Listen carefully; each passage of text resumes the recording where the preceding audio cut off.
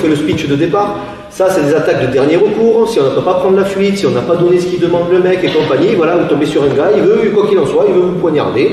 Eh bien, soit vous vous dites, non, je préfère me dire que, je préfère ne pas enseigner ça à mes élèves, si vous êtes instructeur ou quoi, en disant, de toute façon, s'il veut me tuer, il va me tuer. Oui, mais bon, si vous avez une chance de vous en sortir, on essaye, intelligemment, d'accord? Ça reste quand même compliqué, hein. Donc, de toute façon, ce sont des techniques militaires. Si le GIGN, le Mossad, le FBI, ils font ça, je ne pense pas que ce soit pour rien. D'accord? Non, parce qu'il y a des instructeurs qui n'enseignent jamais de technique au couteau. Partant du principe que si quelqu'un veut vous tuer, vous tuez. Certes, tant qu'à faire. Enfin, moi, je préfère quand même donner une petite chance à mes élèves que de dire tu vas crever. Ça va? Donc, attaque de haut en bas, s'il te plaît. Pardon, de face. Encore de face. Yes. Donc, dans l'idée, il m'attaque de haut en bas, ici. Quand vous bloquez, il faut que ce soit 90 degrés ici. Et j'insiste. Pourquoi?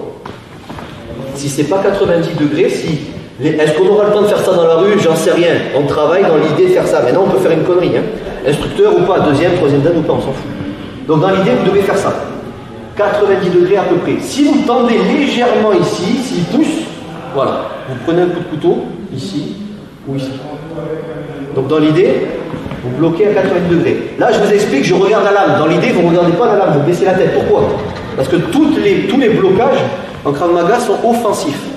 C'est pas je vais bloquer, je vais faire ça dans l'idée. Je vais taper. Donc dans l'idée, peut-être qu'il lâchera le couteau.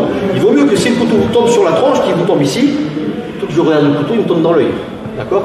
Ça fera quand même mal hein, sur le crâne. Donc dans l'idée, c'est ça. Le blocage en lui-même, c'est 90 degrés ici. Je rentre tout le temps au corps à corps. C'est ça le problème. Si soit la personne attaque le couteau, je me casse. Donc longue distance, hein, je m'en vais. Soit je rentre au corps à corps. Le temps peut-être d'une seconde, le temps de la douanier ou quoi, et je me casse. Le risque, c'est si j'hésite. Et normalement, on hésitera tous. C'est ça le problème. C'est-à-dire, si je fais ça, je ne sais pas, je rentre pas, merde. Bam. Donc, dans l'idée, corps à corps, close combat, je vais rentrer. Donc là, c'est les défenses, blocage et attaque simultanée. Défense contre simultanée. Blocage, frappe à la gorge. Pour l'instant, vous allez juste faire ça tout le monde. Vous êtes en garde. Déjà, la garde, elle est faite pour être adaptée à ce genre. On travaillera plus tard dans d'autres cours le 360, c'est-à-dire le blocage couteau comme ça. Et votre garde, si elle est bien faite, vous êtes déjà prêt à intercepter sans trop bouger vos mains. Si votre garde est comme ça, forcément, c'est pas bon. Et on recommence. Et on recommence. Et on recommence. Évidemment, là, ils vous attaquent à la Hitchcock. Évidemment que dans la rue, les attaques ne sont pas stéréotypées comme ça, mais il faut bien démarrer par quelque chose. Si je vous dis, allez, on va démarrer, première technique couteau, le mec il est comme ça, qu'est-ce que tu veux faire? Tu peux rien faire. Donc pour l'instant, on part du principe que le mec il a la haine, je ne sais quoi, il va vous attaquer en mode bourrin. À noter que les juges ils prennent conscience, ils font attention à ça. Bon, il y en a qui posent la question, comment est-ce que l'attaquant, admettons il y a un couple qui se bat, on ne sait pas qui a fait cocu l'autre, je ne sais rien, je ne peux pas le savoir, mais on va demander, l'homme ou la femme a poignardé son mari ou sa femme. Comment est-ce qu'il tenait le couteau? Il pose la question. Il y a une différence entre ça et entre ça.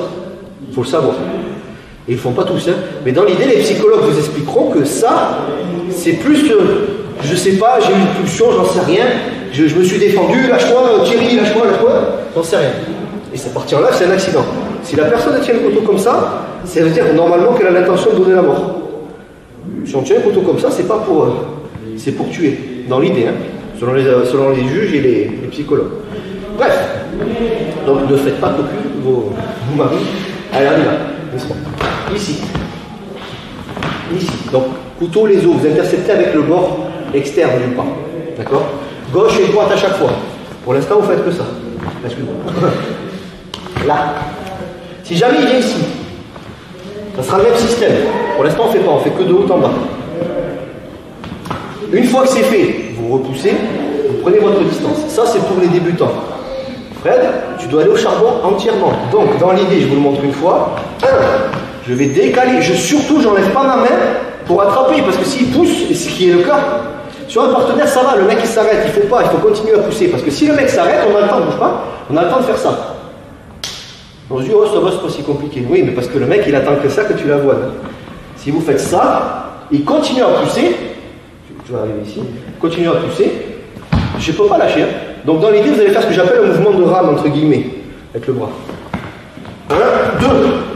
Si vous dépassez la ligne d'épaule, il y a de grandes chances, tout est relatif en self-défense, on n'est jamais sûr à 100%, qu'il ait du mal à revenir. Par exemple, si je suis là, il force vers moi, ben là c'est chaud. C'est comme dans les films, vous savez, il force vers moi très fort, il a sa force. Si je vais là-bas, vas-y, force. Même avec 2 doigts, il ne peut pas revenir. Il va me taper. Hein. Alors l'idée c'est ça, donc vous traversez la ligne d'épaule. Vous pouvez faire les débutants aussi si vous voulez. Donc dans l'idée, 1, 2, je traverse. Et là je la voile jusqu'à ce qu'il lâche. S'il n'a pas lâché, yes, ça va. Vraiment il lâche. Hein. Soit il lâche, soit vous vous faites tuer. C'est vous qui voyez. Boum. Autre chose, important pour toi en fait. On rame, le couteau là il est encore dangereux, il est vers vous. Quand vous ramez, vous éloignez la lame derrière. Tant qu'à faire. Là on peut rajouter les techniques un peu bourrin, morsure et compagnie. C'est dégueulasse, certes, mais c'est un couteau, hein. À vous de voir.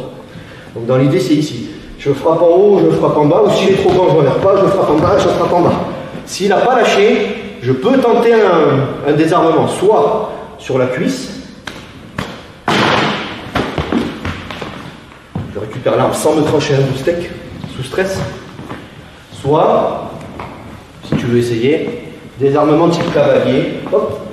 Et une fois que je suis là, surtout je ne poignarde pas. Je frappe, je peux taper avec ce qu'on appelle le pugno, là, le bout du couteau. Très puissant, très dangereux aussi. Et je prends ma distance, d'accord? On fait une dernière fois. Beaucoup d'explications, mais c'est une technique de ceinture bleue. Après, je ne reviens plus. Allez, doucement. Hop. Ici. Et je me casse. Si tu souhaites aller encore plus loin, à savoir décupler tes connaissances en self-défense, devenir confiant et efficace en situation réelle, mais ce que je t'invite à faire, c'est à cliquer juste ici. Formation offerte, ou encore sur le lien qui est en description juste sous la vidéo. Voilà, j'espère que la vidéo d'aujourd'hui t'a plu et que t'a aidé à progresser un petit peu plus. Quant à moi, je te retrouve de l'autre côté pour commencer ta formation vidéo offerte. À tout de suite.